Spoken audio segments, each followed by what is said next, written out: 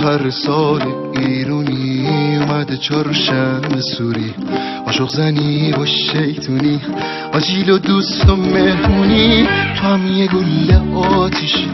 بسوزونی و دل برکشی چه خوبه امشب کنارمی شانس با منه چون تو یارمی